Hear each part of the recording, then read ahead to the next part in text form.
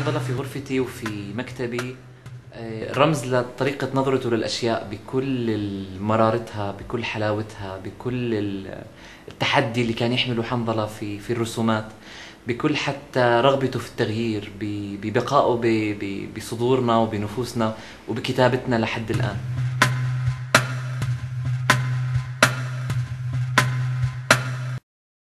أنا ضويت ضو غرفتي، لقيت حنظلة، رسمة حنظلة فوق، وفتحت الموبايل اجتني مسج لقيت حنظلة فيها.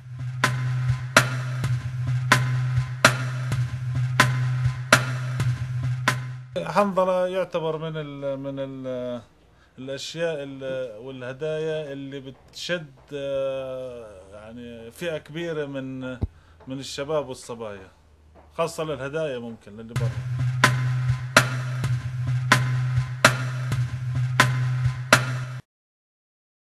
اسمي حنظلة، اسم أبوي مش ضروري. أمي اسمها نكبة، تاريخ ولادتي عام النكسة.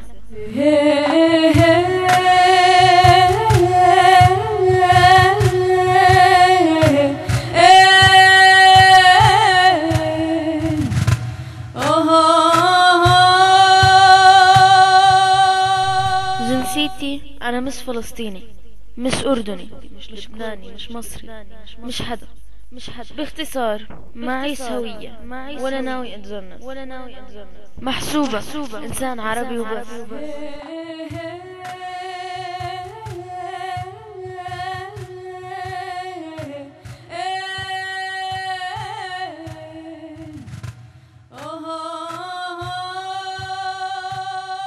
ممكن هذا أكتر إشي كمان بيعلقني فيه، يعني إنه شغلة إنه هو ما رح يكبر، بنفس الوقت بيعبر شوي عن براءتنا شوي بطريقة إنه بحس إنه بهذيك الطريقة ممكن إحنا كفلسطينيين برا بفلسطين إنه ما رح نكبر بهذيك الطريقة، في إشي حيضل جواتنا دائما شوي صغير، يعني إنه وحيضل دائما بريء.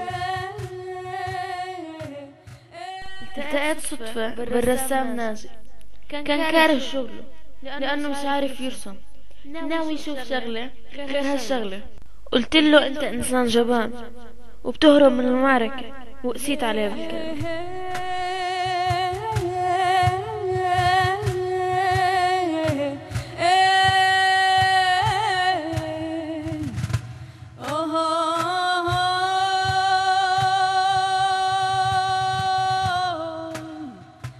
وبعد ما طيبت خاطره عرفت على نفسي وإني إنسان عربي واعي وملتزم.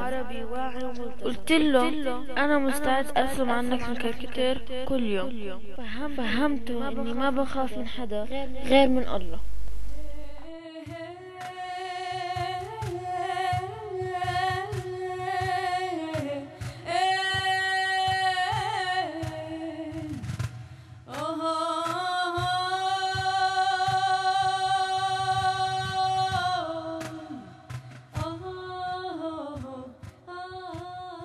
مش غريب انه حنظلة محفور بذاكرتنا لاكثر من 25 سنة، فمفتاح العودة لسه متمسكين فيه لاكثر من 50 سنة. حنظلة هو المفتاح اللي بأكد عودتنا.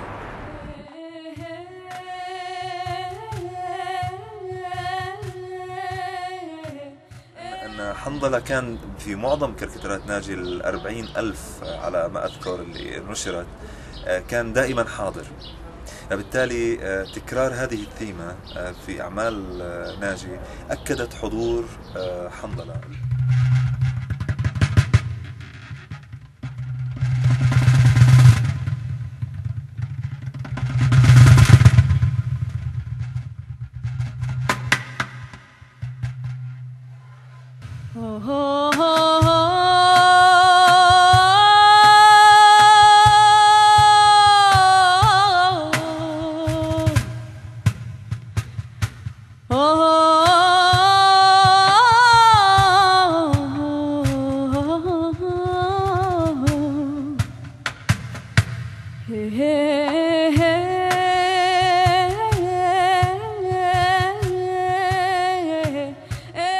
رحل، لكنه ترك ابنه غصة في حلوق الغاصبين، وهو رمز دائم لكل الشعب الفلسطيني. وكل أشراف الأمة العربية.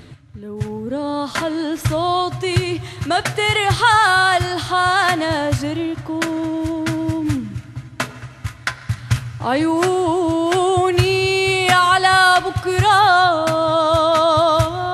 وقلبي معاكم. لو راح المغني بتضل الأغاني تجمع القلوب المكسورة.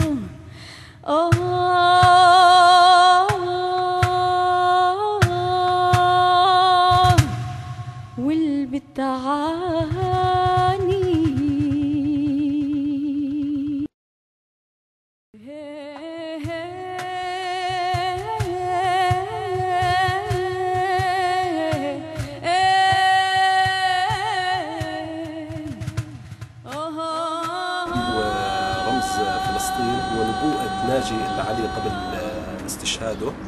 ناجي العلي هو اللي توقع أنه هناك راح تكون ثورة حجارة قبل ما تنطلق ثورة الحجارة. كان استشهاده قبل الانتفاضة الفلسطينية الأولى، يعني انتفاضة الحجارة بفترة بسيطة، فكانت هاي إحدى النبوءات العظيمة للشهيد ناجي العلي. بازداد الطلب على حنظلة، يعني زي ما نرجع ابتداء من 87 ايام الانتفاضه الاولى وايام الانتفاضه الثانيه اللي صارت انتفاضه الاقصى، فكان الطلب عليه كثير قوي.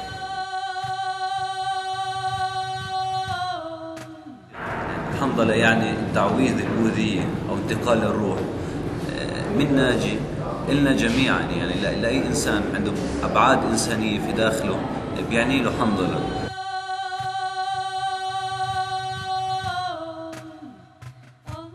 حنظلة لا يولينا ظهره لأنه غاضب منا، بل لأنه إمامنا.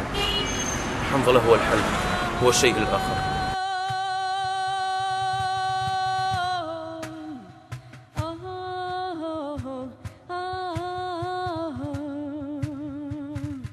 لو راح صوتي ما بترحل حناجركم،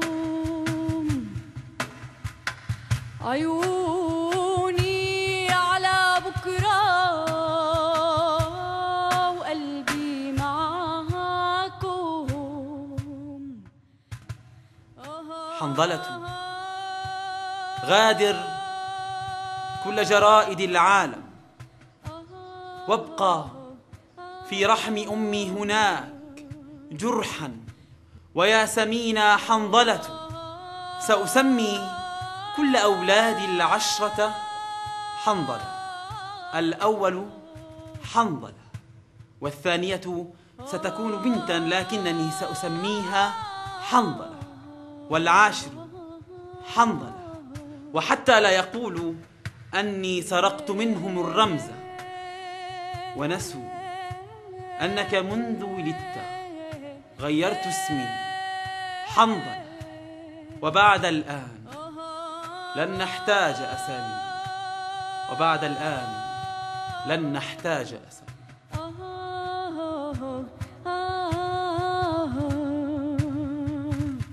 لو راح صوتي ما بترحل حناجركم، عيون